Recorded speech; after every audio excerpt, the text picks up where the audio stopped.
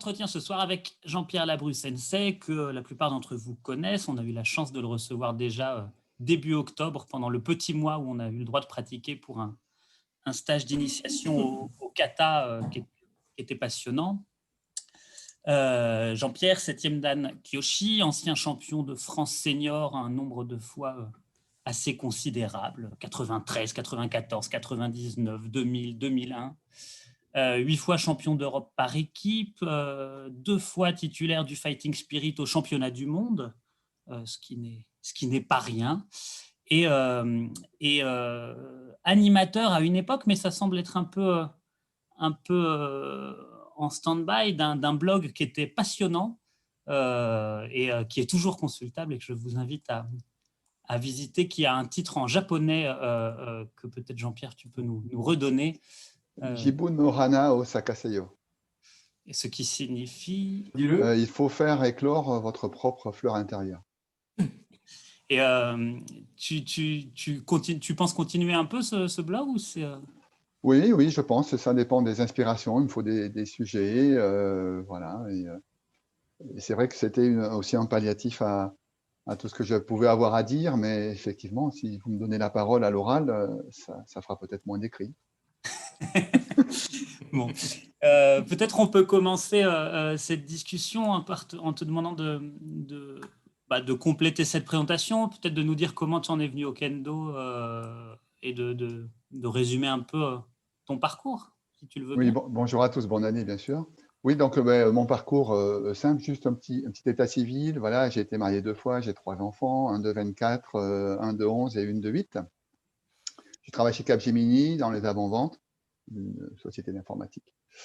Voilà, donc j'ai commencé à l'âge de 7 ans, le kendo. J'ai commencé, alors pour une raison toute simple, c'est que je faisais pas forcément de sport, je faisais un peu de gymnastique, mais voilà. Et puis je pense que c'est mes parents, ma mère surtout, qui me trouvaient un petit peu trop gentil, qui m'a dit qu'il fallait que je me renforce un petit peu.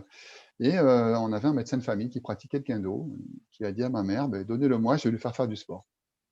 Et voilà, et je suis parti donc avec le médecin de famille, sans savoir ce que c'était, un petit peu contraint et forcé, je dirais, en plein mercredi après-midi, samedi après-midi, pendant les dessins animés à la télé. Donc voilà, pour ceux de ma génération, j'ai raté tout Capitaine Flamme. Je ne sais pas si ça vous dit quelque chose. Ouais.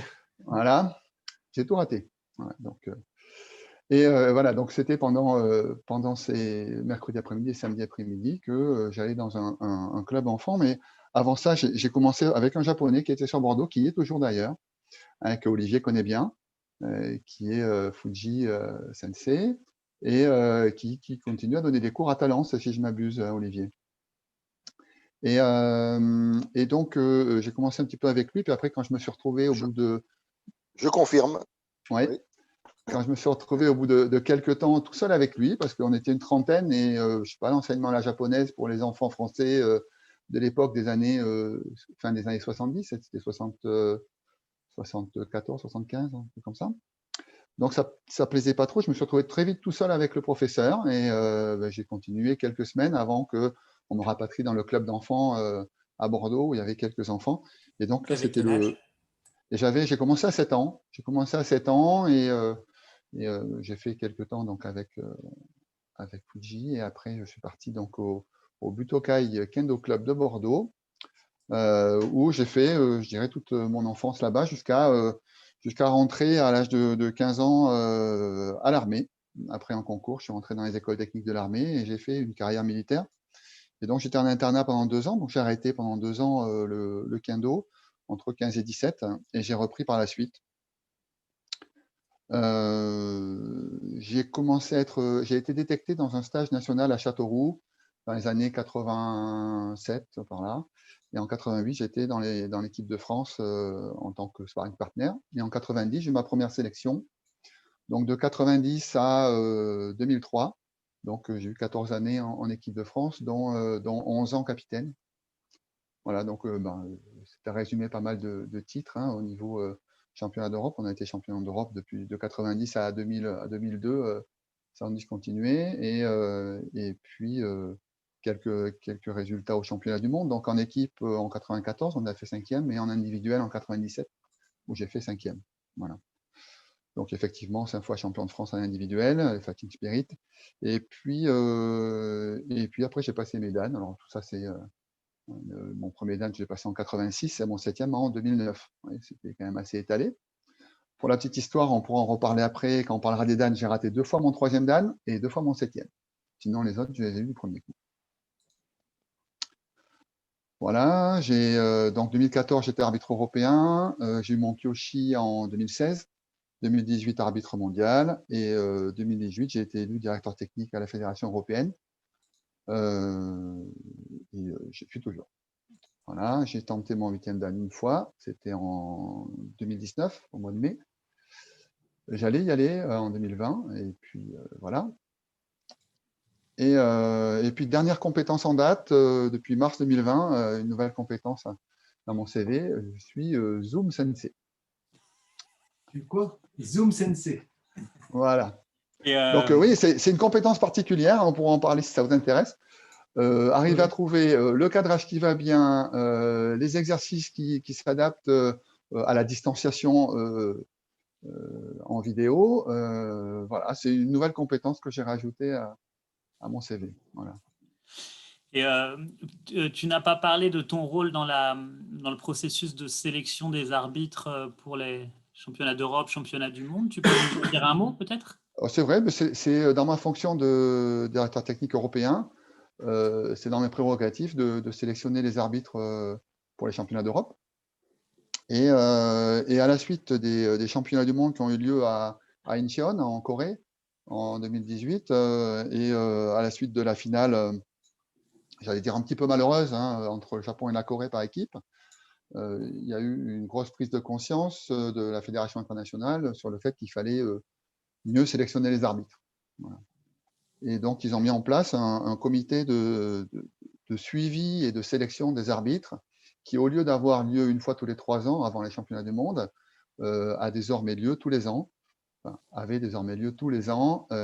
Et donc, ils ont monté ce comité de sélection avec un responsable dans chaque zone géographique. Donc, un pour les Amériques, un pour l'Europe, c'est moi, un pour le Japon. Ils ont rajouté un Coréen. Et donc, on évalue les arbitres tous les ans. On les classe selon je dirais une notation assez particulière qui va de 1 à 5.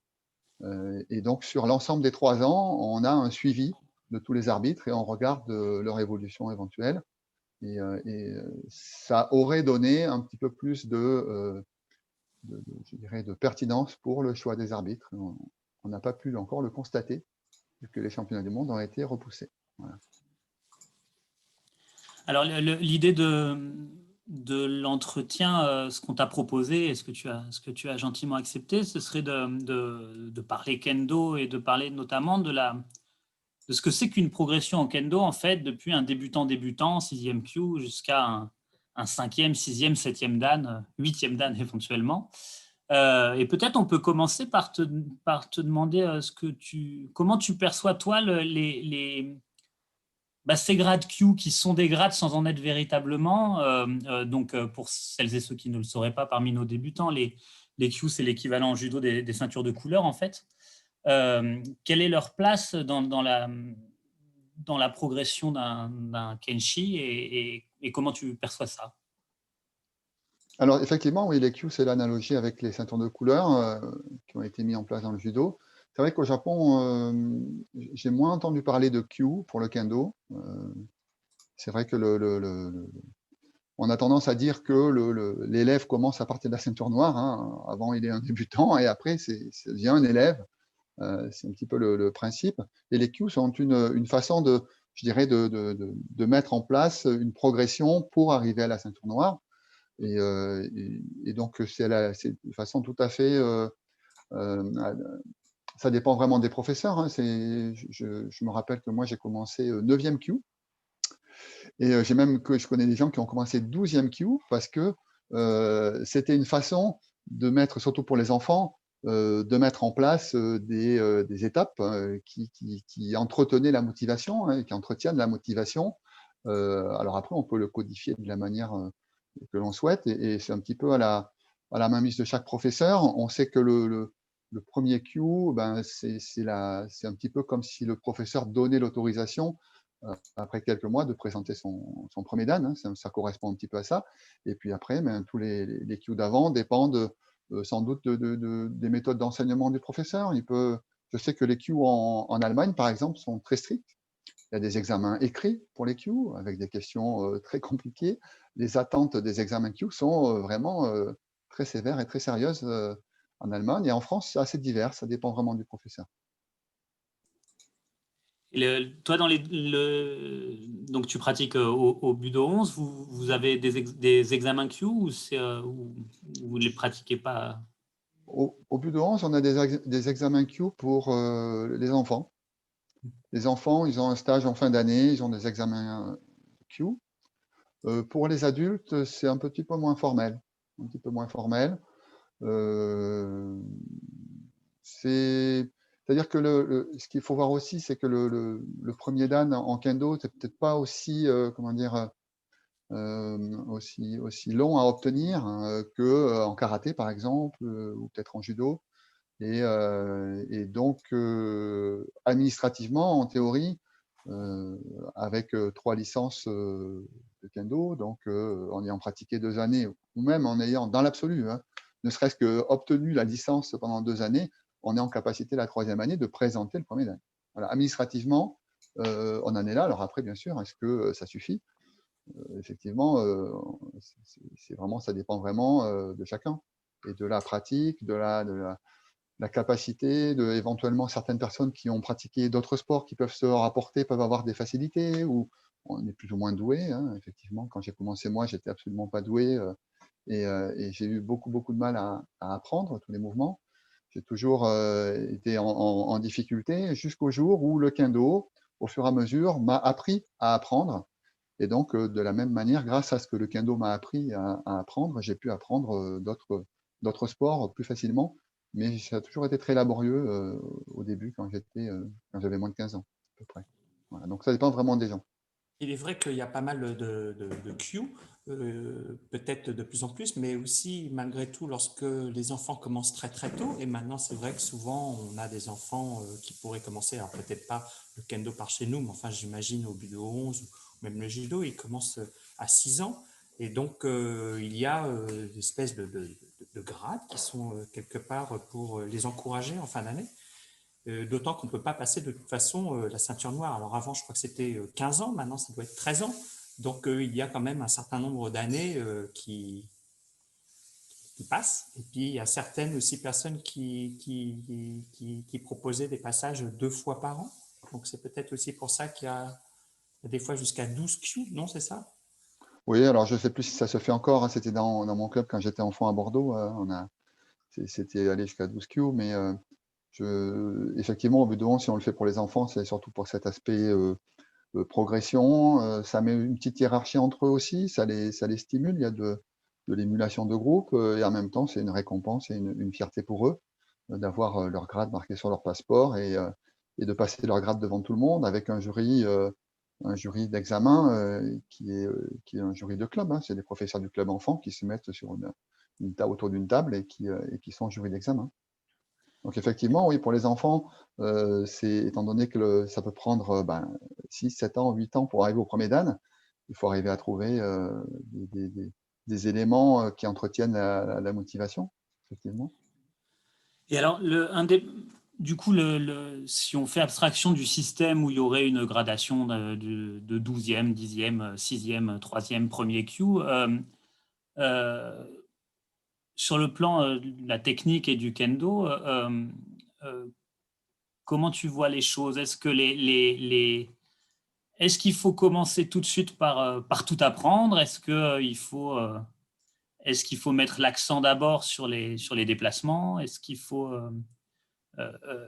comment toi, quand tu reçois un débutant dans ton dojo, comment tu l'accompagnes? Est-ce que les débutants pratiquent avec les anciens tout de suite? Alors, oui, c'est une bonne question. Alors, encore une fois, hein, c'est vraiment, la façon d'enseigner peut très bien être aussi organisée, et effectivement organisée de manière systématique, de se dire, voilà, le débutant, il a beau être comme il est, eh bien, ils passent dans une sorte de process d'arrivée. Et au début, on lui apprend ça. Et après, on lui apprend ça, on lui apprend ça. Et effectivement, ça permet d'avoir une structure. Et pour des professeurs qui débutent dans l'enseignement, c'est important d'avoir une sorte de synopsis pour pouvoir avancer, un schéma, une roadmap qui leur permet d'avoir, de se dire, voilà, maintenant qu'il a acquis à peu près ce concept-là, on peut passer au suivant, et ainsi de suite. Et puis, alors, quand on arrive à enseigner, alors moi, j'ai commencé l'enseignement, j'avais 18 ans quand j'ai commencé, parce que je ne sais pas si vous aviez connu les contrats bleus à une époque, c'était ce qui permettait aux enfants, quand ils quittaient l'école, au lieu d'aller en études pour attendre leurs parents, ils étaient accompagnés par les accompagnateurs scolaires, et ils les amenaient dans un club de sport, et les parents venaient les chercher à la fin du cours. Et donc, j'avais ces disponibilités-là horaires, et je donnais des cours à 18 ans à une quinzaine d'enfants tout seul. Et donc, c'était pas évident, mais voilà, j'y suis arrivé à l'époque. Et donc, à partir du moment où on a une certaine… déjà, je pense qu'il faut aimer ça, enseigner. Et si on a une certaine ancienneté, on peut se permettre de sortir un petit peu de certains cadres et d'adapter son enseignement en fonction des personnes que l'on reçoit, en fonction de la population, en fonction de peut-être même des aspirations, parce que on sait que ça m'est arrivé à plusieurs reprises, des personnes qui, je ne sais pas si ça vous est arrivé à Tours, mais ça m'est arrivé à plusieurs reprises que le premier jour, le débutant, le premier jour, arrivait à faire un men avec Ikentai. Dès le premier jour, grand men avec Ikentai. Ça m'arrivait quelques fois. Et très souvent, le deuxième cours, il n'était plus là. Et c'est un peu frustrant. C'est dur. On se dit, voilà, on a quelques débutants. Lui, le premier cours, il arrive à faire quelque chose que certains autres n'arrivent pas au bout de 2 ans. Et comment on va l'intégrer dans un cours de débutant? Comment on va arriver à lui donner les challenges suffisants pour qu'il puisse se sentir accroché? La première fois que ça m'est arrivé, j'étais assez jeune, et vraiment, je me suis posé beaucoup de questions par rapport à ça. Et je pense que ça a remis en cause pas mal ma façon d'enseigner, et ce qui fait d'essayer de trouver des choses qui correspondent à la personne, pas forcément des choses qu'il attend, mais des choses qui lui correspondent, et qui va découvrir comme quelque chose qui puisse avoir attendu sans le savoir, voyez, et qui puisse l'accrocher à le dire, à vouloir aller plus loin, un petit peu comme un teasing. Voilà. Et c'est pas évident, parce que on a toujours, en tant que professeur, et vous devez le savoir aussi, ce risque-là de s'investir sur des élèves, et qui, au bout d'un temps, ils ne reviennent plus. Et on ne sait pas pourquoi, on ne sait pas ce qu'on a raté. Est-ce que c'est de leur vie personnelle, ou simplement quelque chose à un moment donné qui s'est cassé? On ne sait pas. Et donc voilà, arriver à trouver ce lien avec le professeur, ce lien avec le dojo, qui fait que les gens continuent. Et donc c'est pour ça que d'arriver à adapter sa façon d'enseigner à ce qu'on perçoit de l'élève, de sa personnalité, de ses capacités, à lui mettre les challenges et aussi les réussites. Voilà, c'est pas forcément quelque chose qui peut s'appliquer à tout le monde de la même manière. Voilà. C'est comme ça que je le vois. Et alors, pour un débutant, d'emblée, est-ce que sur le travail Kikentai, par exemple, qui est quand même l'une des clés, je pense, mais tu nous diras ce que tu en penses pour arriver au premier dan, on travaille le fumikomi dès le premier cours. Comment tu gères l'espèce de marge de tolérance sur les men en passant sans fumikomi ou ce genre de choses? Est-ce que tu as des conseils pour les jeunes enseignants que nous sommes? Alors oui, je pense que le premier conseil que je vous donnerai, c'est de ne pas forcément associer de façon sine qua non le fumikomi avec le Kikentai.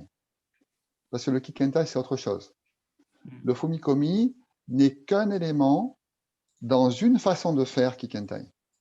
Donc le fumikomi en lui-même n'est qu'un des éléments dans une seule des différentes façons de faire Kikentai.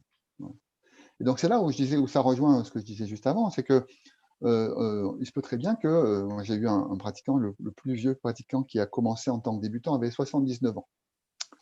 Voilà, c'est M. Froding, un ancien diplomate suédois, marié à une japonaise, et qui a commencé à 79 ans. Alors il a commencé au cours enfant, donc on l'a intégré au cours enfant, parce qu'il était aussi dans la communauté japonaise, donc de par sa femme. Donc le cours enfant au budo est plutôt orienté communauté japonaise par rapport au cours d'adulte qui est plutôt un petit peu plus varié, je dirais, en termes de fréquentation. Et donc, il est venu au cours enfant, il a pratiqué avec les enfants, et il a pratiqué pendant 3 années. Il allait passer son premier dan. Puis après, il est tombé malade, il nous a quittés. Mais voilà, il a commencé à 79 ans, donc on ne peut pas lui demander un fumikomi, voyez. Donc, je prends le cas extrême, mais en fonction des capacités, effectivement, le fumikomi est une façon de percevoir le kikentai, mais pas forcément la seule façon. Et selon les gens, ce n'est pas forcément la seule façon de commencer à apprendre le kikentai. Je pense que le kikentai, il faut le percevoir comme quelque chose de global, quelque chose qui se passe en plusieurs parties de notre corps. Ça se passe quand le kikentai, il y a la partie ken, hein, donc cette partie-là qui arrive à bouger le ken, donc c'est la partie plutôt des bras, du haut du corps. La partie qui est plus quelque chose qui n'est pas forcément de physique, c'est plutôt quelque chose qui est plus quelque chose d'intentionnel, hein, une intention qui va se mettre en place. Et la partie taille qui se passe plutôt dans le bas, on va dire, hein, on parlait de fumikomi, mais ça peut être simplement le déplacement du corps. Et l'ensemble de ces trois, entre cette intention-là, entre ce maniement du sabre et entre ce mouvement du corps, voilà, ces trois-là, on arrive à les faire se rejoindre. Voilà. Et donc, le Kikentai no Ichi, c'est ça. Et donc, effectivement, si on focalise sur le fumikomi, on va peut-être un petit peu comme on peut faire nous occidentaux, arriver à vouloir trop préciser quelque chose qui fait qu'on passe à côté de quelque chose de plus large ou d'autres façons de voir. Voilà. Et donc, le fumikomi, oui, et c'est très bien, et surtout pour les jeunes. Et après, peut-être il y a d'autres façons de commencer, notamment sur la bonne perception du déplacement du corps avec l'intention et la frappe. Donc, ça peut être en pas glissé. On le voit depuis quelques années, une dizaine d'années à peu près. Les sensei qui viennent du Japon nous font faire, les sensei envoyés par la fédération japonaise, nous font faire beaucoup plus du kirigashi en pas glissé, même le premier man en pas glissé, hein, le Suliashi pour le Kirigashi, pour aussi percevoir que le Kikentai no Ichi, c'est surtout une idée d'ensemble qu'il faut obtenir et pas forcément un bruit entre le Kiai, le Shinai et la frappe du pied. Voilà. Je ne sais pas si ça répond à ta question, Ami. Ah si, c'est admirablement. Donc, voilà. Donc, juste pour préciser, donc, dans la façon je dirais, de commencer avec les débutants, les déplacements, c'est 70% du kendo sont les déplacements. Vous connaissez l'histoire de Musashi qui a pris un élève et qui l'a fait pendant 3 ans faire le tour du dojo sur une planche large comme ça pendant 3 ans.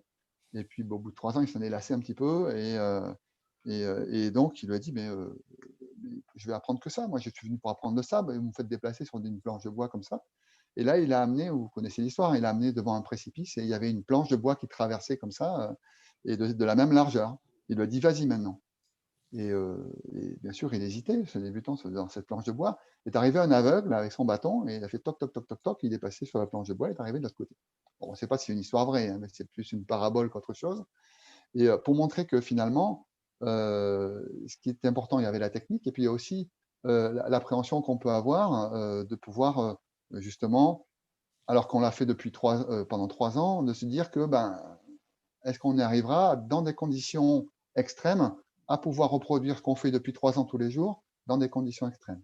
Bon, voilà, c'est une petite parabole sur le déplacement et l'état d'esprit, mais c'est vrai que le déplacement, n'oublions pas que c'est 70% de la pratique. Voilà. Et c'est précisément ce qu'on a du mal à travailler dans nos appartements pendant le confinement. Quand on manque de place, souvent on a tendance, nous, à travailler surtout voilà, les bras. On fait des suburi, déplacements avant-arrière, et on peut guère aller plus loin. C'est ce qu'on voit le plus facilement avec la caméra. Hein. Malgré tout, on fait des déplacements en étoile, pas mal du coup. Hein. Alors, c'est bien. Alors, ce qu'il faut aussi percevoir, c'est que, alors, dans l'enseignement, il y a aussi, je dirais, il y a pas mal de façons de faire. Au Japon, l'enseignement est surtout prodigué envers les enfants. Donc, on leur fait faire beaucoup de répétitions. Hein, et puis, dans les répétitions, ils vont grandir en même temps. Hein, leur corps va grandir en même temps qu'ils pratiquent le kendo. Et il y a, je ne sais pas comment ça peut s'expliquer, mais il y a comme une sorte d'adaptation de leur corps qui va s'adapter tout en grandissant. à la pratique du kendo. Et quand on apprend aux adultes, c'est pas forcément aussi évident de pouvoir leur faire produire autant de répétitions de déplacements. Donc, par exemple, en début de cours, une demi-heure de déplacement. Le deuxième cours, vous allez avoir 2 fois moins d'élèves et ainsi de suite. Hein. Donc, au bout d'un moment, si on a un cours d'1 heure et demie, on fait une demi-heure de déplacement à chaque fois. C'est pas évident. Il faut arriver à trouver, je dirais, des palliatifs pour intégrer le déplacement et focaliser sur les quantités de déplacement dans d'autres exercices, comme par exemple les oikomi ou faire systématiquement, après le men, passer jusqu'au fond de la salle avant de revenir, des choses comme ça. La quantité de déplacement est importante. Et puis aussi il y a des, quand on enseigne à des adultes, il y a aussi toute cette capacité à essayer de les convaincre du bien fondé de quelque chose.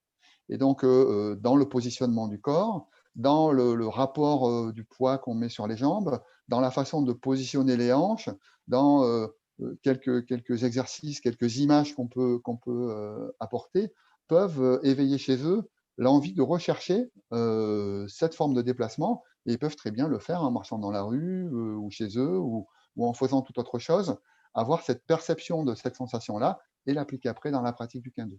Voilà. Et alors, ah, vas-y, pardon, Samuel. Non, j'allais dire que oui, je trouve aussi que le déplacement du corps, le travail des pieds, c'est la base, après les yeux d'ailleurs. Donc, mais c'est vrai que des fois, ça peut être perçu comme fatigant. Enfin, Rébarbatif, fatigant, c'est bien. fatigant psychologiquement peut-être ou avec Ouais. l'envie de le faire. Mais on a la chance d'avoir un cours assez long, donc malgré tout, on arrive à intégrer le déplacement parce que le cours est très long. Mais j'imagine que les gens qui ont un cours que de 1 heure, parce qu'il y a des clubs qui n'ont que 1 heure, hein, j'en ai déjà vu, ça doit être plus compliqué. Ouais. C'est intéressant aussi dans le déplacement de se dire que bon, en début de cours, on n'est pas forcément chaud et en fin de cours, on peut être un peu fatigué. Et dans le moment où on est fatigué, souvent, c'est là où on se relâche un petit peu sur les positions, sur le ramener du pied, tout ça. Il y a peut-être des fois des focus à mettre en termes d'intention sur ramener de la qualité quand on est fatigué pour plusieurs aspects. Hein. Pour l'aspect, je dirais, volonté de le faire, se dire, voilà, je fais un effort de volonté pour remettre mes pieds bien comme il faut pour faire des bons déplacements. Et en même temps, se dire que quand on est fatigué, on est un peu plus relâché et on peut trouver des positionnements, des sensations qu'on ne trouverait pas quand on est en début de cours. Et justement, ce déplacement-là, en fin de cours, avec une prise de conscience qu'il faut y faire attention, nous permet des fois de trouver des sensations nouvelles qu'on pourra essayer de reproduire par la suite. Voilà. Et alors, je reviens sur l'idée d'une progression sanctionnée par des grades, mais on est tous d'accord de toute façon que c'est pas le grade qui compte, c'est la progression. Quand tu es dans un jury pour un premier dan, qu'est-ce que tu regardes, qu'est-ce que tu attends et puis peut-être plus largement, les critères qui sanctionnent les grades, enfin pour la délivrance des grades, est-ce qu'ils sont codifiés par un texte? Est-ce qu'il y a des textes officiels, des règlements qui en décident? Et sinon, comment ça se passe? Ah, c'est une bonne question. Un jury d'examen. Alors, c'est une question qui a fait débat. Hein. C'est une question qui a fait débat. Un jury d'examen, qu'est-ce que c'est?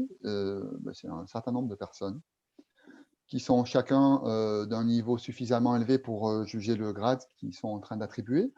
Donc, pour le premier dan, il faut être 5e dan minimum. On peut être 4e dan même pour donner le premier dan, mais on ne pourrait pas donner le deuxième, par exemple. Donc, pour donner en général, pour faire un jury premier, deuxième, troisième dan, il faut des 5e dan. Voilà. Et donc, ce jury est composé de personnes qui ont un vécu de pratique. Hein. Certains même ont une vie entière de pratique, hein, 20 ans, 30 ans, 40 ans de pratique. Mais on est tous différents et c'est pour ça qu'on est donc un jury. Donc, on est un jury qui avons des vies différentes, des pratiques différentes, des historiques différents et peut-être même, sur certains aspects, des conceptions un peu différentes, des choses auxquelles ils s'attachent un petit peu plus que d'autres, Alors effectivement, il y a des lieux communs, mais souvent, certains sont plus sensibles à tel sujet, tel autre sujet, et voilà. Et pour moi, c'est ce qui fait la richesse du jury. C'est-à-dire que quand vous êtes examiné et que vous arrivez à faire un consensus, voire une unanimité d'un jury de personnes aussi différentes et ayant autant de vécu dans la discipline, ben vous pouvez vous dire que votre grade, le niveau qu'on vous a attribué, a de la valeur. Et cette valeur-là est donnée par justement ces sensibilités que vous avez su accrocher, qui soient différentes ou communes, mais que vous avez su accrocher par votre prestation. Il faut comprendre aussi que Shinsa, en japonais, ça ne veut pas dire examen, ça veut dire audition. Voilà. Vous voyez la différence? Voilà. Donc, vous passez une audition, comme une audition, je dirais, artistique pour un rôle. Hein. Donc, est-ce que vous êtes dans le rôle ou pas? Voilà. Est-ce que vous exprimez, est-ce que vous touchez votre public, qui est le jury d'examen, suffisamment pour que on vous attribue ce grade? Voilà. Donc déjà, je pense que cette façon de concevoir le jury-là, alors c'est ma conception à moi, hein, ce n'est pas forcément celle de tout le monde, et vous allez voir pourquoi, je vais vous expliquer, c'est que cette conception-là de jury, pour moi, c'est ce qui donne la valeur au grade. Voilà. Ce n'est pas le prix qu'on paye, c'est pas non plus, il faut savoir que le grade, les DAN sont régis comme un examen national. Hein. C'est un grade, c'est un diplôme national qui est validé par le ministère des Sports. Hein. Donc, votre grade DAN est un grade validé par le ministère des Sports. Donc, tous les ans, il y a la liste des nouveaux promus qui est envoyée au ministère du Sport, et à partir de 4e DAN, ça passe au journal officiel. Voilà. Donc, il faut savoir, en France, c'est comme ça que ça fonctionne. Et donc voilà. Et donc, il y a d'autres, une petite anecdote que je voulais vous raconter par rapport à la conception du jury d'examen, qui est assez intéressante. C'était un jury d'examen qui a eu lieu il y a à peu près une dizaine d'années. À l'époque, présentait son 5e Dan la capitaine de l'équipe de France, qui maintenant est 6e, mais à l'époque, elle présentait son 5e. Et ce jour-là, pour le 5e Dan, pourtant il y avait des jurys d'examen très connus, je ne citerai pas de nom, mais que vous connaissez tous, et qui sont tous 7e Dan, tous émérites. Et ce jour-là, au 5e Dan, tout le monde a été collé. Et pourtant, bon, une prestation quand même de la championne de France en titre, capitaine de l'équipe de France, d'autres membres aussi de très bon niveau, tout le monde a été collé. Et donc, à l'époque, notre regretté Jean-Pierre Souest était président du CNK, qui me dit, moi j'étais responsable de la commission des grades, je l'ai été pendant 8 ans à peu près, et donc il me dit, c'est pas normal, si on veut comment dire, freiner le développement du kendo, il ne faut pas s'y prendre autrement. Enfin, il était très, très en colère. Il dit, c'est pas normal que tout le monde ait été collé, il faut que tu regardes pourquoi. Donc, tu prends les feuilles d'examen et tu regardes pourquoi.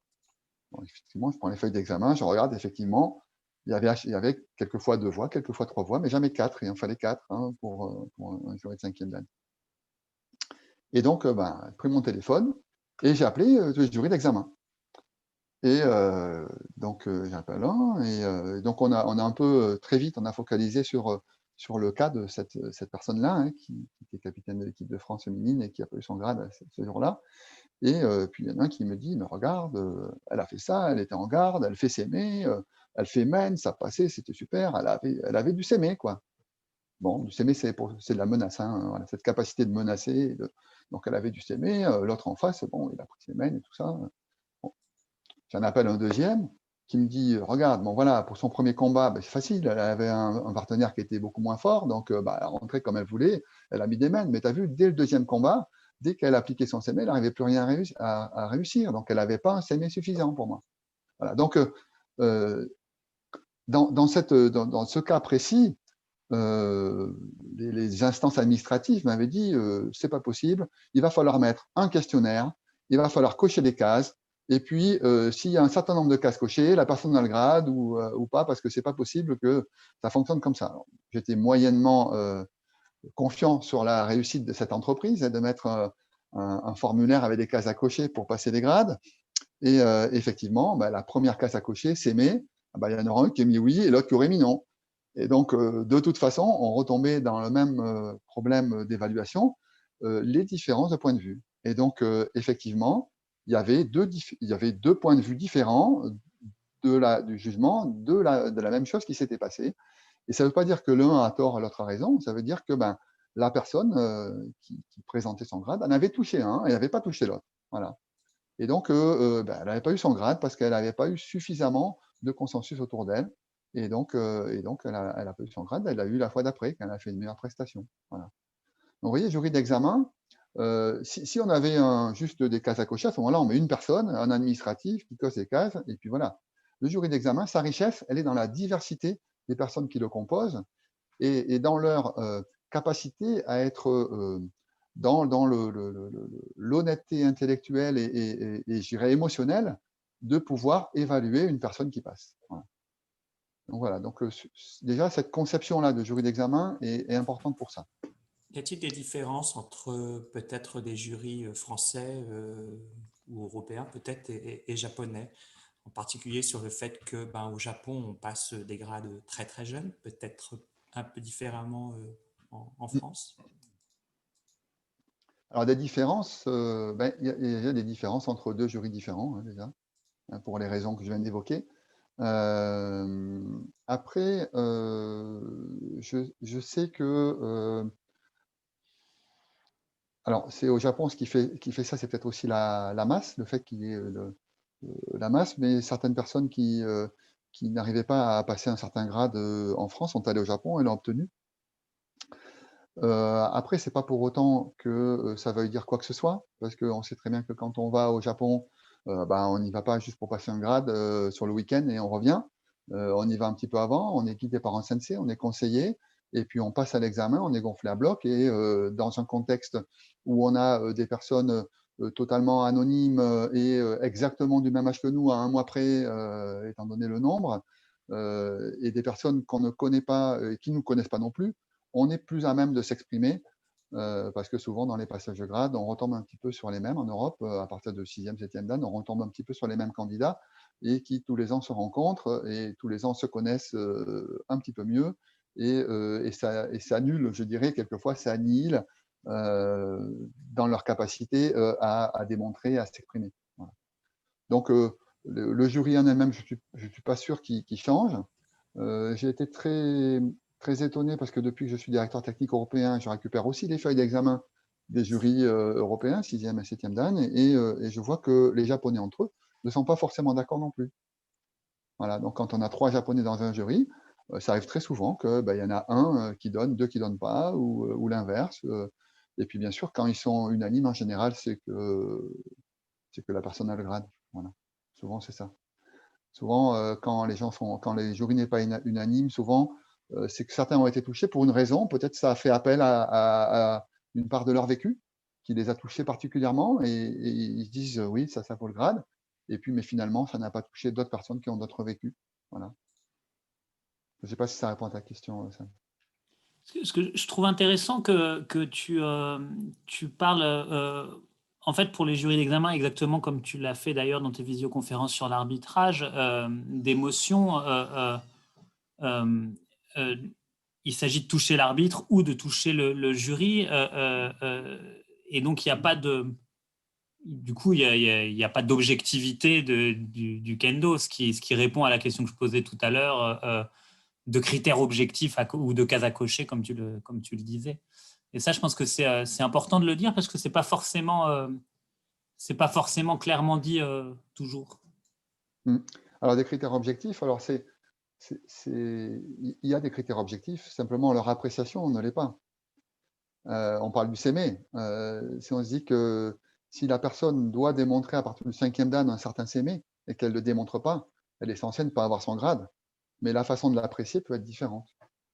Parce que c'est quand même quelque chose d'impalpable, hein, le sémé. Et en plus, là où on ressent le mieux le sémé, c'est quand on est en face de la personne, quand elle le produit sur nous. Mais c'est un petit peu moins facile à l'évaluer quand on est à 3-4 mètres de distance, 5 mètres de distance. Et voilà, et le sémé n'est que le reflet de ce que ça produit sur l'autre également. Et donc, il faut aussi évaluer comment est l'autre pour savoir si le sémé est suffisant ou si c'est simplement la faiblesse de l'autre qui a… Oui, ce que je veux dire, c'est pas évident. Alors, les critères sont objectifs, effectivement. On a besoin de frapper avec la bonne partie du shinai, de faire d'avoir de la concentration dans ce qu'on fait. Il faut choisir les bonnes opportunités, construire et choisir les bonnes opportunités et ne pas sélectionner les mauvaises, par exemple, à partir des grades élevés, on en parlera après. Donc, toutes ces choses-là, c'est du contextuel, mais c'est appréciatif et effectivement, c'est objectif. Il faut que ce soit là. Mais quand c'est là, on le perçoit différemment en fonction de notre vécu. Alors, peut-être que, est-ce que tu pourrais peut-être nous décrire les attendus pour chaque grade, peut-être la progression en bloc comme ça, qu'est-ce qui distingue un premier d'un deuxième, d'un troisième dan, etc. Oui, C'est une question qui a été posée par Cédric par écrit et que je relaie.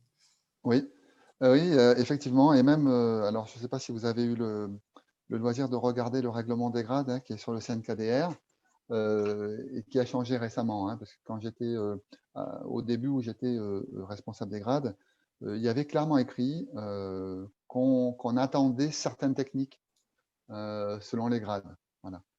Et encore une fois, c'est quand même quelque chose de très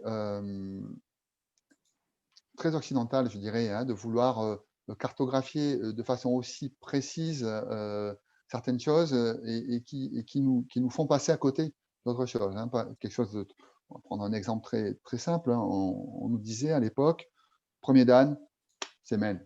Deuxième dan, c'est côté men. Troisième dan, c'est Ojiwaza. Bon, ok. Et quelqu'un qui arrive à faire des men magnifiques jusqu'au 7e dan, voire même au 8e dan, et qui fait absolument que men, il a tous ses grades, et pourtant, il n'a jamais montré un côté men, il n'a jamais montré un Ojiwaza, et pourtant, il a tous ses grades. Donc voilà, donc tout ça, ça a été remis en cause par, je dirais, je pense que c'est l'élévation du niveau en France qui a fait majoritairement dans les hauts gradés prendre en considération que finalement, à vouloir être trop précis sur les techniques, on passait à côté de potentiel réussite au grade. Et donc maintenant, c'est un petit peu plus, je vous regarderai si vous avez le temps, c'est un petit peu plus flou. Mais effectivement, comment on peut… le premier dan, c'est quand même un point de passage. C'est quand même un point de passage important. C'est là où le professeur va pouvoir montrer, je dirais, au monde, quelque part. Il sort un de ses élèves et il le montre aux yeux du monde et il dit, voilà, c'est mon élève. Et donc, le premier dan, c'est quand même quelque chose d'important. Si un élève rate systématiquement son premier dan, le professeur doit se poser des questions, quelque part. C'est normal parce que ça remet en question sa propre façon d'enseigner. Alors après, il se peut très bien aussi que, pour des raisons diverses et variées, la personne soit stressée lors des examens, tout ça, donc il ne soit pas à son avantage. Mais le premier dan, en général, on attend de voir des principes de base du kendo, donc le salut, la façon de s'habiller, un peu le kiai, la façon de bouger, l'engagement. Voilà, on attend de voir que quelqu'un commence à s'inscrire sur le chemin de la pratique, je dirais, vertueuse du kendo. Voilà, rien de plus. Alors, quand on me disait premier dan, on va voir le kikentai. Oui, mais moi je connais des gens, ils sont 5e dan, ils n'ont toujours pas le kikentai. Le kikentai par rapport à ce qu'on pourrait attendre de quelqu'un de leur grade. Parce que le kikentai, ça se perfectionne. Moi, à chaque fois que je fais Suburi, à chaque fois que je fais mes cours, mais en même temps, j'essaie de travailler pour moi en même temps pour perfectionner encore mon kikentai. On n'est jamais… voilà. Donc, quand on demande à un premier dan de faire kikentai, qu'est-ce que ça veut dire? Donc, c'est juste montrer qu'il est sur le bon chemin pour un jour pouvoir continuer à l'améliorer et ainsi de suite, toute sa vie, améliorer son kikentai pour être de plus en plus cohérent dans sa façon de pratiquer. Donc, on demande une certaine cohérence, un certain engagement et une certaine compréhension de ce qu'est le kendo, voilà, pour le premier dan. Ça répond à… Ça vous parle, cette façon de concevoir le premier dan? Oui, juste ça suscite une autre question. Est-ce que le fait de marquer un hippon pour un premier dan est impératif ou est-ce que si un pratiquant a une tenue parfaite, une bonne garde, il gère sa distance, un bon kiai, une bonne posture, et que parce que ses adversaires sont plus forts que lui ou autres, il n'arrive pas à marquer, est-ce que c'est nécessairement rédhibitoire à ce grade-là et aux autres? Je vais te répondre par une démonstration par l'absurde. Euh, Imaginons quelqu'un qui a le niveau de premier dan, qui pourrait avoir son premier dan, et en face de lui, il a quelqu'un qui protège tout le temps, qui protège, qui protège, qui protège. Bon, celui qui protège, il n'aura pas son dan. Mais est-ce que c'est la peine de coller celui qui n'a pas réussi à le toucher parce que l'autre protège tout le temps? Voilà. Donc ça répond un peu à ta question en se disant, voilà, donc pour le premier dan, mais aussi pour les autres grades, il faut être aussi capable d'évaluer les gens qui n'ont pas réussi à délivrer une frappe correcte, mais ça peut très bien arriver. Moi, pour mon 6e dan, j'ai pas réussi à délivrer un hippon.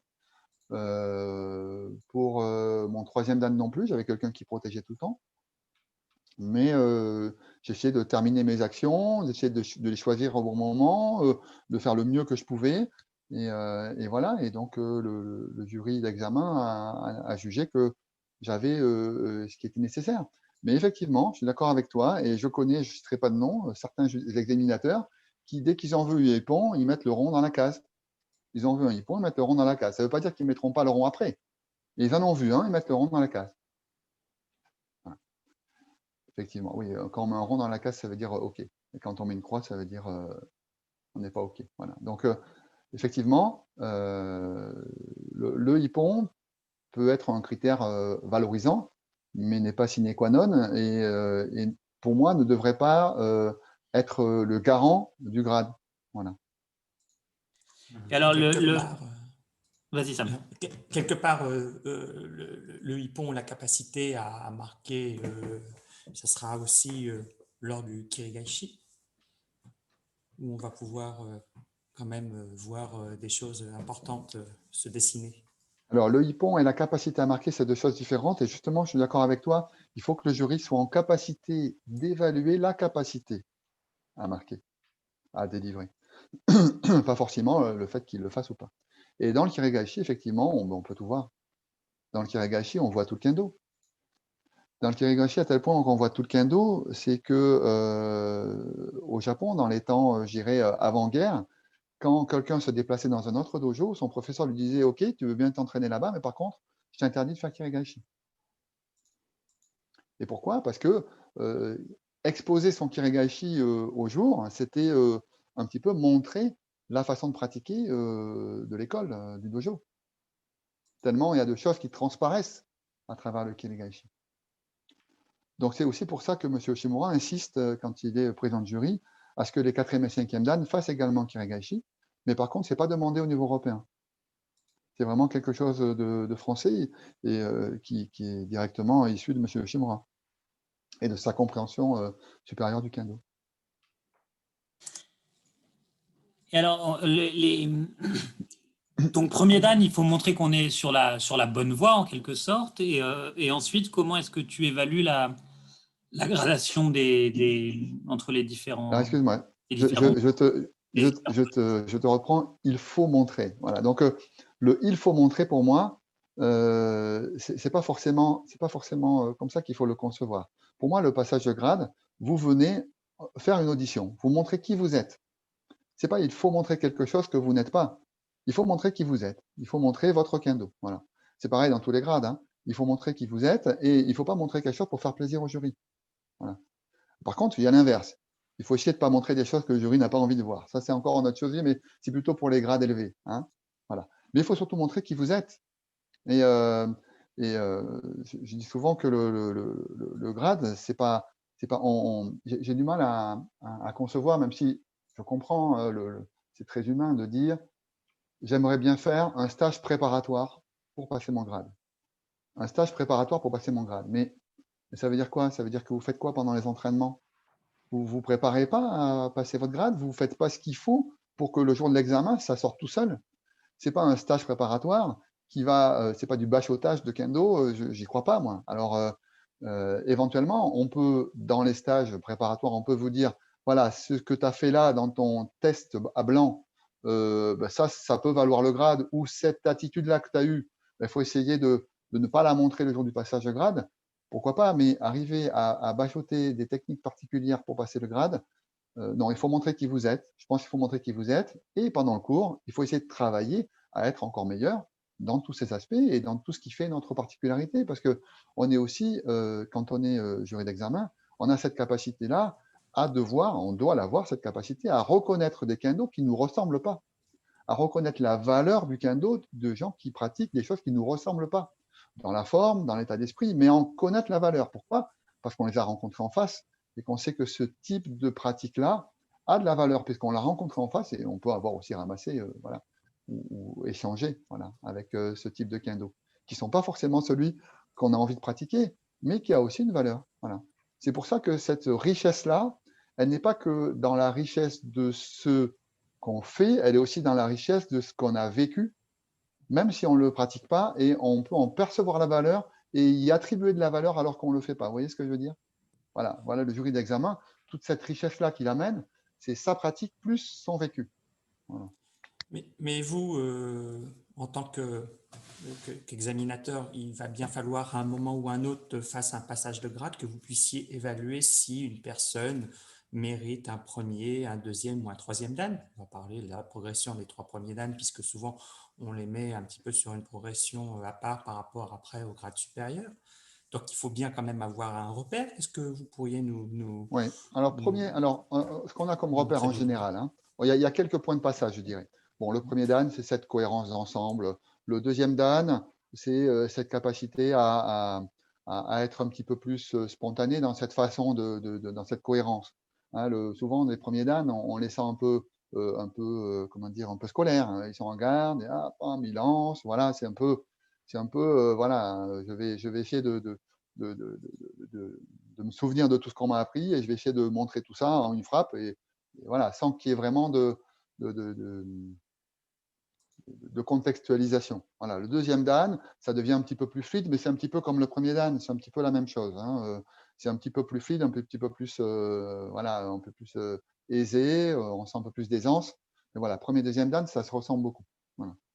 Le troisième dan, c'est ce qu'on dit souvent dans le troisième dan, c'est que on a besoin de sentir que justement les candidats perçoivent l'autre, perçoivent le contexte, perçoivent l'autre.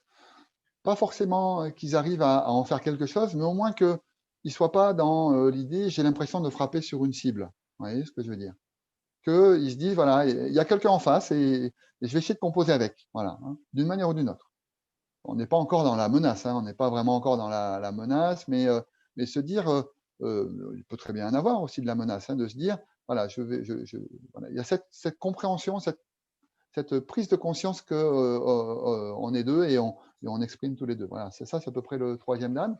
Quatrième dan, c'est un petit peu la même chose avec un petit peu plus de renforcement, un peu plus je dirais, de qualité dans les outils. Voilà.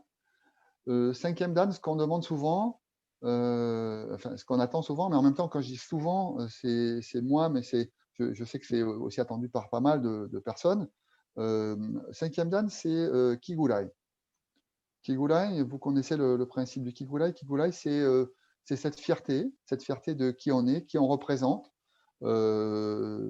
Pour vous, ça va être, pour vous, quatrième dan qui allait passer le cinquième, vous représentez votre club, vous avez tous vos élèves derrière vous qui vous poussent en avant pour pouvoir présenter le cinquième et le passer haut la main. Donc cette fierté-là, qui ne devient pas de l'orgueil mal placé, qui doit être positif, constructif, cette fierté-là, elle s'exprime par une attitude, par une certaine noblesse et un engagement, une sorte de ki. Kigulai, ça peut être aussi traduit par c'est quelque chose qui ressemble à du ki. Voyez, voilà. C'est très très difficile à pouvoir évaluer, j'imagine. Heureusement que je ne suis pas à votre place. Et c'est pour ça que je dis qu'on se base principalement, soit ceux qui sont un petit peu... alors, c'est vraiment mon jugement, c'est un jugement en plus, c'est comme ça que je le ressens. Les personnes qui attendent des hippons et qui ne se basent que sur les hippons, une personne qui n'a pas mis de hippon n'aura pas son grade. c'est des personnes qui ont une pratique et qui, pour moi, est restée vraiment du côté sportif et qui restent, ou qui, pour diverses raisons, ont eu un passé sportif et restent encore dans cet aspect compétition, dans cet aspect du genre, bah, y en a un qui met un hippon, l'autre qui ne met pas. Bah, celui qui met un hippon, il a le grade, celui qui ne met pas de hippon, il n'a pas le grade. Voilà. Alors que ce n'est pas forcément ça. Il se peut très bien que les deux aient le grade, et il se peut très bien qu'aucun n'ait le grade, ou aucun ne le vaille. Hein. Donc, cet aspect-là, pour moi, c'est de se dire que j'ai perdu un petit peu le fil, mais sur l'aspect hippon, l'aspect critères, les critères à évaluer doivent plus être des perceptions. Parce que, en gros, il faut arriver à percevoir à quelques mètres de distance ce qu'on pourrait percevoir assurément si on était encamaillé en face de la personne, en gros. Et savoir que tout ça, on intègre ça au fait qu'elle est en face de quelqu'un qui est à peu près son niveau. Voilà. Elle n'a pas forcément besoin de l'écraser. Et je vous donnerai une anecdote là-dessus qui est assez édifiante. Le but, ce n'est pas forcément de l'écraser, mais c'est d'arriver à mettre cet échange-là, à élever le niveau global et avoir un échange qui puisse être de ce niveau-là. Et un, il a marqué le pas, et l'autre, il s'exprimait à ce niveau-là. Et donc, à ce moment-là, on ressent cette capacité à apporter le grade. Et c'est pour ça que l'anecdote par rapport à ça, c'était sur un passage au 5e dan, justement. Et j'avais un ami dans l'équipe de France quand j'étais tout jeune, dans les années 88, début des années 90. Moi, j'ai passé mon 5e dan en 95. Donc, vous voyez, donc ça devait être 92-93. Il s'appelait Gilles Malfilâtre et il passait son 5e dan. Et donc, cet ami a une particularité, c'est qu'il avait une capacité à faire men, un men qui était plutôt en grande amplitude, une sorte de katsugi en grande amplitude de men, pour ceux qui l'ont connu. Et il faisait un grand men comme ça, il arrivait à le passer, on ne savait pas d'où ça sortait, et il le passait magnifiquement, et il en passait notamment un qui était un de ses clients préférés, c'était Philippe Labaille, qui ramassait assez régulièrement ce type de débanamen-là en grand. Il y avait quelque chose qui se passait qu'à un moment donné, il arrivait à passer ce grand men. Bon. Et il a présenté un jour son 5e dan, et j'assistais à son passage de grade. Et à son premier combat, il a été en garde comme ça, et puis il a voulu montrer son men, et il a montré son men. Fantastique, un superbe men. Et puis, le combat continue, et paf, un deuxième, et un troisième, et un quatrième, et un cinquième, et du genre, il a 5 ou 6, peut-être 7 comme ça, alors qu'en face, on voyait ce sentiment d'impuissance complet. Et bon, deuxième combat, pareil, et il était gonflé à bloc, et il a passé des mains comme ça. Et on se dit, mais magnifique. Et puis, il n'a pas eu son dan, il n'a pas eu son grade. Voilà, grosse remise en question. Moi qui allais présenter mon 5e un an ou deux après, j'étais un peu dans la perplexité. Je me dis, mais qu'est-ce que je dois faire? Bon, à l'époque, hein, bon, j'espère que j'ai un peu grandi, mais je me racontais, je ne suis pas très fier, hein, mais j'ai truandé mon 5e dan. Alors, j'ai expliqué pourquoi. Hein. Bon, c'est que j'avais en tête cette idée-là. Je me permets de te rappeler qu'on enregistre. Je sais, et c'est pour ça que j'ai réfléchi avant de dire le mot, hein, mais voilà, j'ai encore ce sentiment en moi comme une sorte de culpabilité, hein, d'avoir. Alors, je pense qu'au final, le jury d'examen n'était pas dupe, mais à l'époque, je pensais avoir truandé mon 5e dan. Pourquoi? Je vais vous dire pourquoi. J'étais en face d'un pratiquant qui a eu ses grades après, hein, mais ce jour-là, j'étais en face de lui. Et bon, à l'époque, j'étais déjà capitaine d'équipe de France. On venait de gagner le championnat d'Europe à Glasgow. Bon, j'étais gonflé à bloc. Et j'étais en face de quelqu'un qui était un peu plus âgé que moi, qui n'avait pas forcément eu de résultats en compétition, un Anglais, et qui n'était pas très fort. Il avait une belle armure d'eau turquoise, magnifique, mais en Kamae, il n'y avait pas grand-chose. Je sentais bien qu'il n'y avait rien, et que je pouvais lancer à tout moment, et à tout moment, j'aurais mis men. Et il y avait ce passage de grade de mon ami là, qui me restait. Je disais, c'est pas possible, je ne peux pas faire ça, je ne vais pas refaire la même chose que lui et rater mon grade de cette même manière. Et donc, je me suis mis en face de lui, et puis je menaçais, et puis à un moment donné, je me disais, non, là, je ne vais pas, non, encore un peu. Là, j'ai fait comme si il résistait à ma menace alors qu'il n'y avait rien en face. Je pouvais lancer. Hein, j'ai fait un petit peu comme si j'hésitais un petit peu avant de lancer et je n'ai lancé qu'un ou deux pendant le passage de grade. Voilà. Donc, sur le moment, je culpabilisais un petit peu en me disant j'ai un petit peu truandé. Voilà. Bon.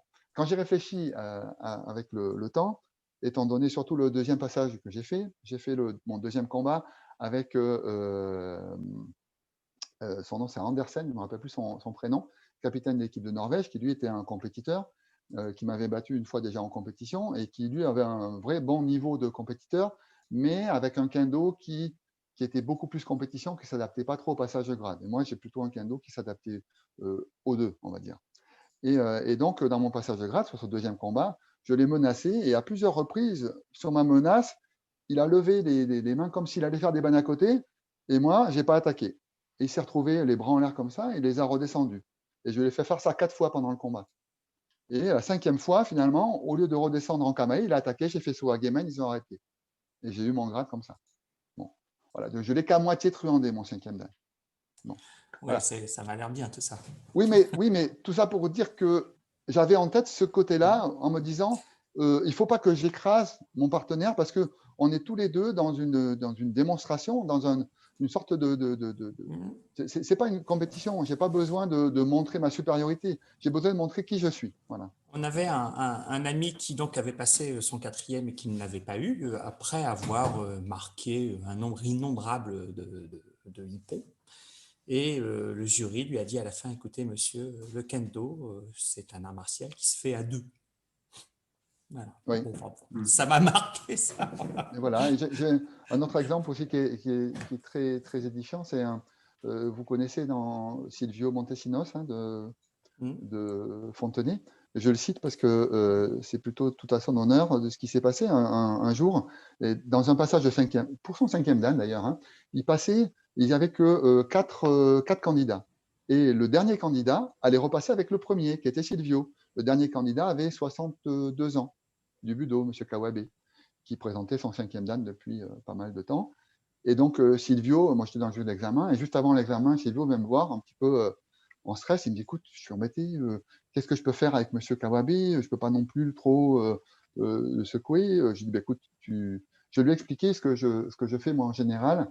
Je lui ai dit écoute, dans ces cas-là, quand tu fais avec des personnes comme ça d'un certain âge, viens le rencontrer dans son jardin. C'est une expression que j'aime bien. Hein. Donc, viens le rencontrer dans son kendo, dans son jardin, viens le rencontrer dans ce qu'il sait faire.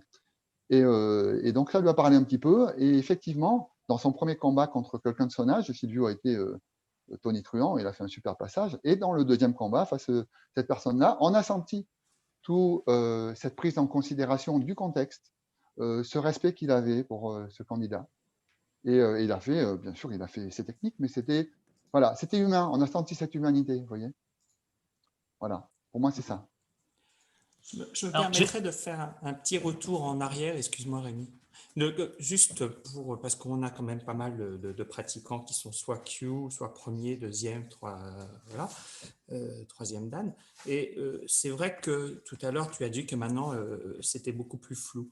Malgré tout, on m'a toujours... j'ai toujours eu, moi, l'impression que, malgré tout, pour un premier dan, il fallait montrer, comme on a dit tout à l'heure, peut-être Kikentai sur un grand men, que sur un deuxième dan, il fallait déjà montrer qu'il y avait la vie après la mort, donc il fallait être capable de relancer une attaque, donc avoir une belle posture, certainement. Et puis que le troisième dan, même si ce n'était pas déjà être capable d'amener l'autre à faire ce qu'on veut faire, mais pour le troisième dan, déjà montrer qu'on a une pointe qui est présente et qui est quand même assez forte. Tout ça, c'est plus valable? Et c'est valable comme de nombreux autres critères. Si tu veux, le fait d'avoir trop précisé les critères faisait que il y avait une recherche, comment dire, un petit peu comme dans une règle sportive. Si on vous dit vous avez plus de points si vous faites un côté qu'un main, par exemple, si ça compte 2, par exemple, eh bien, il va y avoir des gens qui vont s'entraîner à faire côté comme des malades pour faire beaucoup plus souvent côté que main. Voyez.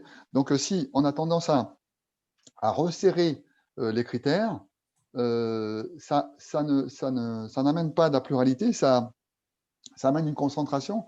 Qui dit concentration, dit perte de valeur, perte de richesse, perte de diversité. La diversité étant pour moi une richesse.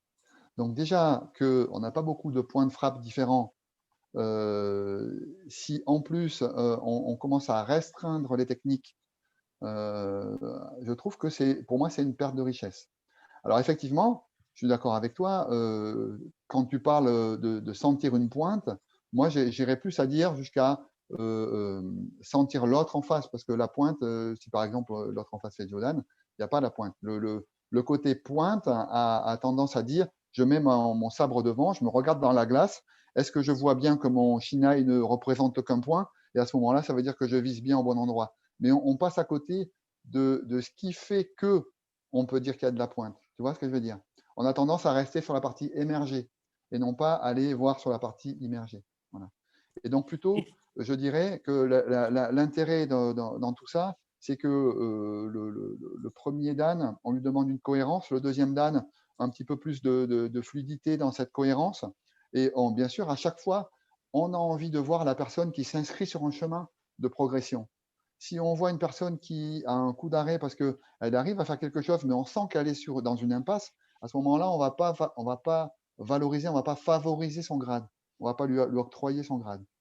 Et pour le troisième dan, cette notion de prise de conscience de l'autre, c'est aussi cette notion de faire prendre conscience à l'autre qu'on est là. Enfin, en gros, on fait prendre conscience, mais l'autre, il peut très bien ne pas s'en rendre compte. Mais ce qui est important, c'est surtout nous de s'en rendre compte. Voilà. Alors, le mot de Jodan a été évoqué, donc je vais en profiter pour relayer une question qu'un certain Maxime, dont je tairai le nom de famille, a posée par écrit. Maxime s'interroge sur la manière dont sont perçus les gardes je ne veux pas dire originales, je ne sais pas comment qualifier Jodan et Nito Exotique. notamment en passage. Exotique.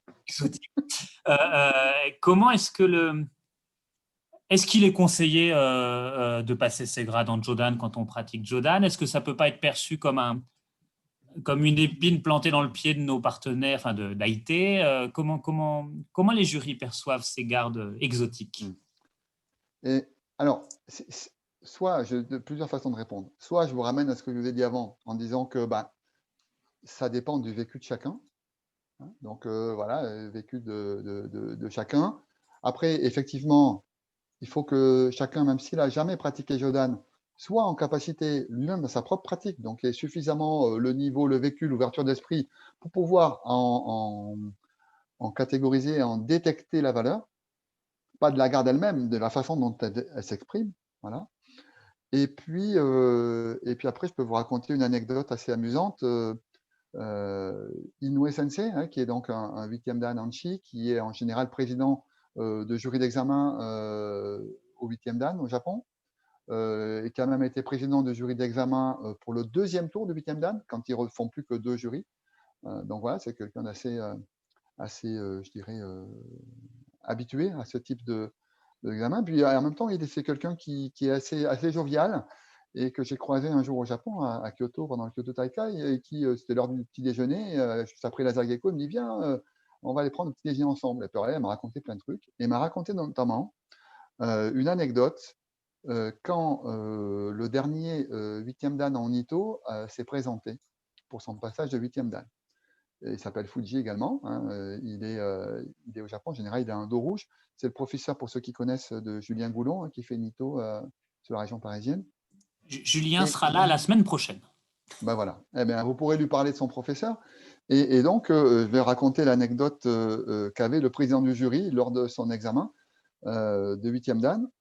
Et donc, il est rigolo, Inoue Sensei, parce qu'il a un côté un petit peu kabuki, donc il fait des grimaces un peu quand il parle, tout ça. Donc, et il me dit, et là, je vois arriver un mec en Nito, là. Mais bon, on est d'accord, hein. Il me dit comme ça, un texto, il me dit, on est d'accord, Nito, c'est pas du kendo, hein. Il me fait, moi, je ne me prononce pas. Il me dit, et puis je regarde son combat, et puis là, je vois un côté. Hein. Et puis je continue à regarder le combat, et puis encore un autre côté. Je dis, ah, ok. Et là, voilà. Donc en gros, bien qu'il avoue avoir eu un petit a priori, quand même, il n'a pas été insensible, il a été touché par ce qu'il a vu. Vous voyez? Et c'est ça qui est important, c'est que le mieux, c'est de ne pas avoir d'a priori, on est d'accord, et d'avoir cette capacité à se laisser toucher. Alors, effectivement, je parle encore d'émotion, je dois être un émotif, ça doit être ça. Mais c'est vrai qu'on on est dans quelque chose qui est du domaine de l'impalpable. C'est difficile, on n'est pas en dessous pour recevoir les coups, pour savoir si la frappe est suffisamment correcte. On n'est pas en face pour savoir si on ressent le sémé. Et c'est quand même le sémé en lui-même est assez impalpable. Donc, on est dans comme une sorte d'extrapolation, de se dire qu'est-ce que je perçois en extrapolant si j'étais en face ou si j'étais même à la place de celui qui pratique, qu'est-ce qu'il exprime, qu'est-ce que ça exprime dans sa pratique. Voilà, je ne sais pas si c'était clair. Hein, oui, mais je vais quand même, parce que si on est capable en Ito ou en Jodan d'exprimer un kendo efficace, pertinent, il y a évidemment le jury ne peut qu'y être sensible, mais la question que moi je me pose, mais peut-être que Maxime peut prendre la parole s'il veut aussi reformuler sa question. Typiquement, moi, si je devais demain passer un grade et je tombe sur quelqu'un qui est en Ito, alors que je ne pratique à peu près jamais contre un pratiquant en Ito, je serais absolument, je crains que je sois incapable d'exprimer mon kendo dans ce contexte-là. Et donc, moi, je comprends qu'un pratiquant qui travaille Nito dans son dojo hésite à se présenter en passage de grade en Nito.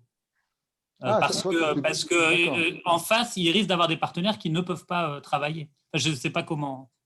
Moi, je voyais ça à l'inverse, c'est-à-dire que quelqu'un qui pratique Nito ou Jodan et qui tombe en face de quelqu'un qui n'a pas l'habitude, il est avantagé. Celui qui fait Nito et Jodan est avantagé. Donc, justement, le jury d'examen va devoir juger si celui d'en face a suffisamment de répondants pour savoir si la réussite du Jodan et du Nito a de la valeur ou pas.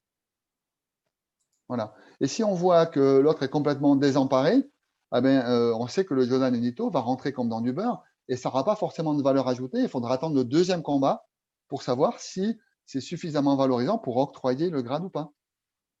Et à l'inverse, ce que je dirais aussi, c'est qu'au passage de 8e dan auquel je me suis présenté donc, il y a un an, il y a eu une annonce sono quand même au Japon. Il y a eu une annonce sono avant le passage de grade qui disait nous vous rappelons que ceux qui rencontrent un Ito en passage de grade n'auront pas de combat de remplacement.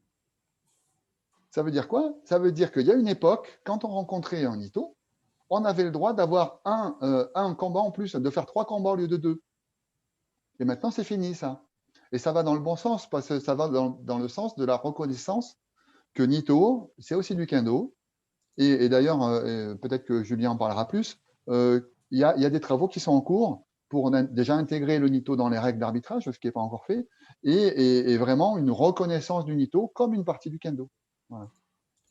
Sensei, bon, je vois qu'il est déjà tard. On s'est arrêté au 5e dan et évidemment, on rêve tous de passer 7e ou 8e dan. Quel doit être notre travail pour ce continuum? Alors, déjà, ce qu'il faut comprendre aussi, c'est que c'est pas quand on va passer un grade qu'il faut commencer à travailler les aspects de ce grade.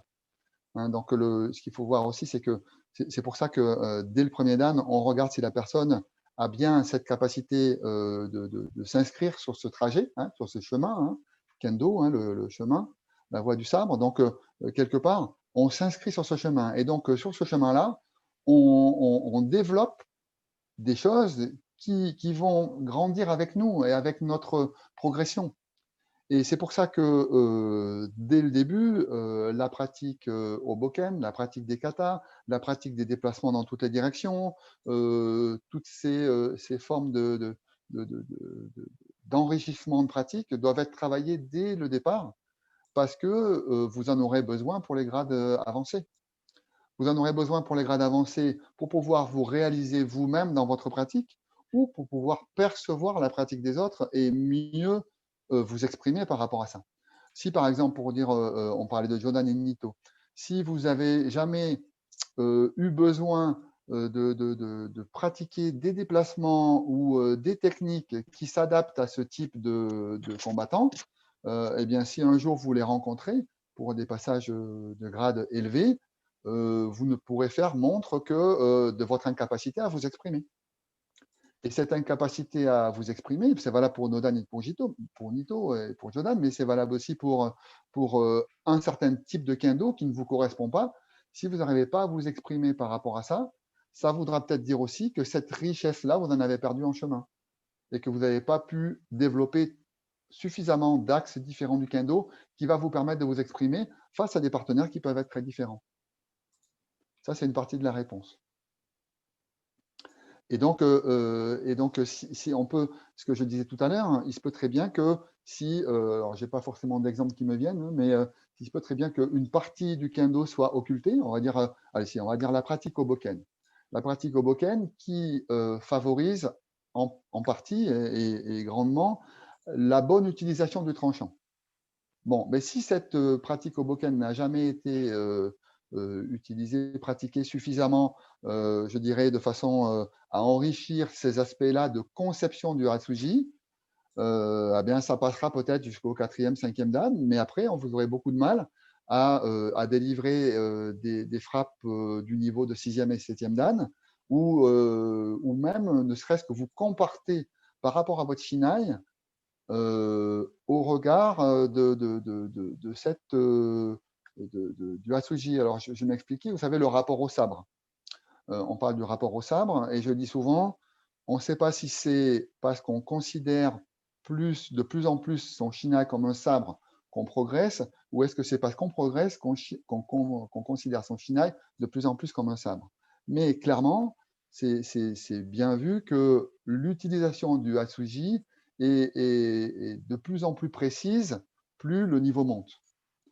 Et non seulement le Hatsuji, mais aussi simplement la façon de tenir son sabre. Quand on est en Sageto, quand on est en Taeto, quand on dégaine son sabre pour son kyo, quand on rengaine, quand on salue à la fin, ne serait-ce que la façon de tenir son sabre et de considérer le nigiri kata ou le noto ou toutes ces façons d'utiliser son shinai comme un sabre, ça montre des petits détails qui ne seront pas forcément ce pourquoi vous raterez ou vous réussirez le sabre, mais qui vont apporter un petit peu plus de contextualisation sur l'ensemble de ce que vous allez démontrer. C'est difficile à expliquer, hein, j'espère ne pas être trop obscur, mais en gros, j'ai un exemple criant hein, d'un ami à moi qui a présenté son 6e dan, qui a fait un passage de grade assez honorable en termes kendo, mais qui est arrivé avec une démarche, une façon de marcher, une façon de tenir son sabre qui se balançait, une façon de mettre en son kyo un petit peu désinvolte, qui ont déprécié sa prestation dans l'ensemble. Vous voyez, ce respect-là à la pratique, au sabre, à l'autre, ce respect vis-à-vis de l'autre, il grandit, il se développe au fil des années et il se démontre pour les passages de grade. Et on en tient compte. On en tient compte. J'ai encore souvenir d'un sensei qui me disait moi, pour le 6e dan, si je vois apparaître le Tenegi sous le men, je ne regarde même pas ce qu'il fait, je coche. Déjà, c'est 0. C'est un peu dur quand même. Et il y en a d'autres qui disent aussi quelqu'un qui a son armure qui se détache pendant le passage de grade, c'est pas de chance, hein, mais 6e dan, il n'aura pas. Voyez, mais ça veut dire quoi ça? C'est des petits détails. On se base sur des détails, mais c'est des détails révélateurs. Soit que la personne n'a pas de bol, bon ben ça, on ne peut rien. Mais c'est surtout peut-être qu'il n'était pas suffisamment concentré quand il attachait son armure. Peut-être qu'il n'était pas suffisamment relax, suffisamment posé. Il n'était pas bien dans ce qu'il est, bien dans ce qu'il fait. Et donc, il a raté un petit détail, son dos s'est défait. Voilà, dommage. Voilà. Donc, ça, c'est des petits détails contextuels. Après, dans la pratique en elle-même, le 6e dan, ce qu'on va attendre, on va attendre le choix de ses opportunités. Hein. Donc, bien sûr, il peut provoquer, mais quand il y va, bien sûr, il y va à fond, mais il n'y va pas pour rien. Il y va pour une vraie raison. Il n'y va pas systématiquement faire les mauvais choix d'opportunités, les mauvais choix de moment. Voilà. Effectivement, bien sûr, il faut qu'il délivre tout ce qu'il doit délivrer pour tous les autres grades précédents, de manière encore plus cohérente, mais en y rajoutant cette capacité-là à bien choisir ses moments, à bien choisir ses opportunités, à bien choisir les techniques. Et ça démontre, vous savez, le Shuhari, Hein, ça démontre qu'il commence à arriver dans le fameux ri, hein, donc le fameux un peu se détacher un petit peu de la technique en tant que réalisation physique et arriver à quelque chose d'un petit peu plus, comment dire, un peu moins, c'est difficile à expliquer, un peu moins rapport avec le physique, un rapport avec la vitesse, rapport avec toutes ces données, je dirais, c'est difficile à expliquer, ces données de physique, genre sciences physiques, vous voyez. C'est pas parce que quelqu'un va plus vite qu'il va arriver à mettre en hippon. Donc, tous ces aspects-là, le sixième dan, on doit comprendre qu'il a perçu ces aspects-là. Il ne va pas forcément aller chercher le plus rapide, le plus loin, le plus fort, mais il va plutôt chercher la bonne opportunité, le bon moment, le bon déplacement, voilà, toutes ces choses-là. Donc ça, c'est le sixième dan. Bien sûr, la qualité des outils. Uchikiri, hein, la fameuse qualité des outils, là, la frappe qui coupe. Hein. Et pour le septième dan, ben c'est ça, c'est-à-dire qu'arriver à avoir, pour le septième dan, on a quelques jurys d'examen malheureux qui ont été réalisés, notamment il y a quelques années où certains Japonais sont arrivés avec certains sensei japonais sont arrivés avec un concept assez particulier, et notamment, je dirais, ça peut arriver de temps en temps où le responsable de la délégation a une forte personnalité et il imprime sa personnalité un petit peu sur l'ensemble du groupe. Et il s'était dit que pour les septièmes dan, dès le sankyo, le salut, tout ce que je vous ai dit avant, hein, ce respect, cette puissance qui se dégage, cette compréhension d'éléments assez subtils mais importants, rien que le fait de se mettre en kamae, se relever, pousser le premier kiai, et on savait s'il allait avoir le grade ou pas. Et donc, on avait des passages de grade qui duraient 18 secondes.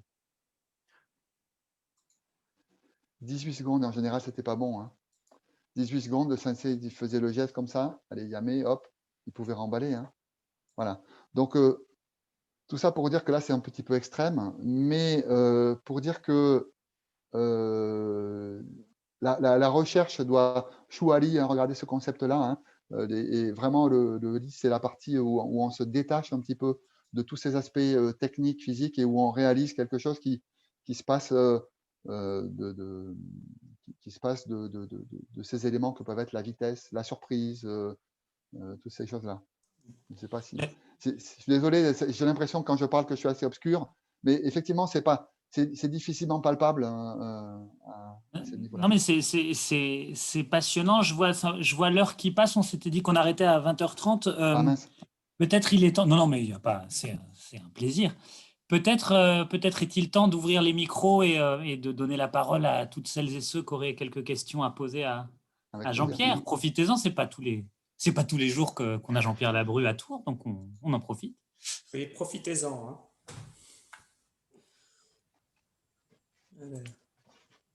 Moi, j'avais une question que j'ai posée.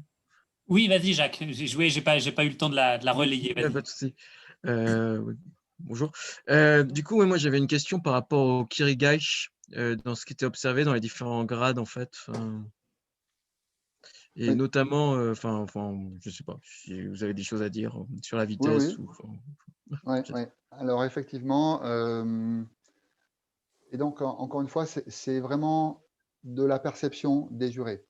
C'est-à-dire qu'il y a certains jurés qui vont vouloir un kirigashi qui soit vraiment, quitte à ce qu'il soit plus lent, qu'il soit vraiment très précis.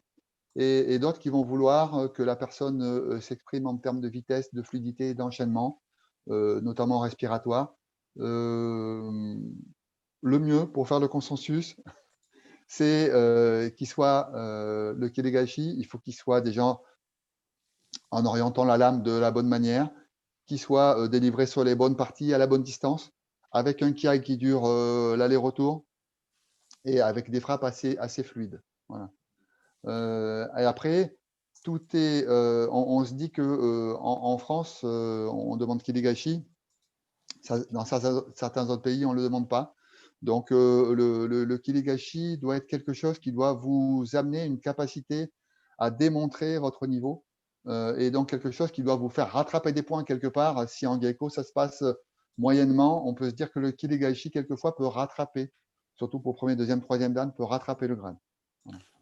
Ça peut aussi planter des grades. Alors, ça dépend. Si vraiment les geckos sont bien et que le kirigaiki a été affreux, si les geckos sont bien, normalement, il doit avoir son grade. Mais c'est très rare, hein. C'est très très rare parce que si la personne arrive vraiment à s'exprimer, à faire un gecko correct, en général, le kirigashi n'est pas si mauvais que ça. Voilà. Mais bon, il peut arriver qu'on rate le men sur le dernier men ou n'importe quoi. C'est pas ça qui fait que le kirigashi est raté. C'est un peu dommage, un peu crispé. Et puis le kirigashi, ça va permettre aussi de vous délier un petit peu pour être un petit peu plus sur la fluidité pendant les geckos. Je ne sais pas si ça répond, Jacques, à ta question. Oui, très bien, merci. Est-ce qu'il y a d'autres questions?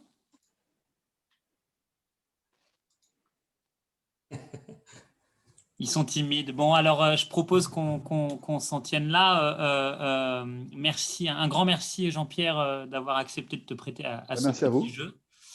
Et donc une annonce pour tout le monde. Les camarades blésois et orléanais sont bien évidemment les bienvenus. La semaine prochaine, nous recevons Julien Goulon. On va parler donc de la pratique à deux sabres, Nito. Alors, ça risque d'être difficile pour nous de trouver des questions parce qu'on n'est pas. Moi, c'est une pratique qui m'est complètement étrangère. Mais, je vous enverrai des questions, moi. Je vais vous envoyer des questions à lui poser. Ah, bah, très bien. Mais si tu veux être là jeudi, Jean-Pierre, tu es le bienvenu aussi. Ça peut être super. Et oui, si tu as des questions, n'hésite pas. Mais on trouvera, je pense. Merci encore de ta présence. On espère pouvoir te faire revenir à l'automne pour un nouveau stage kata ou pour d'autres stages d'ailleurs. Si, avec plaisir, oui. On sera ravis. Voilà. À bientôt. Et, si on peut faire du kendo. Non, mais on a dit qu'on était optimiste. Voilà. Merci à tous de votre présence et à bientôt. Merci pour l'invitation. Merci Jean-Pierre. Merci Jean-Pierre. Merci beaucoup, Sensei. Merci beaucoup. Merci. Merci, bonne soirée. Merci. Merci beaucoup. Merci, au revoir.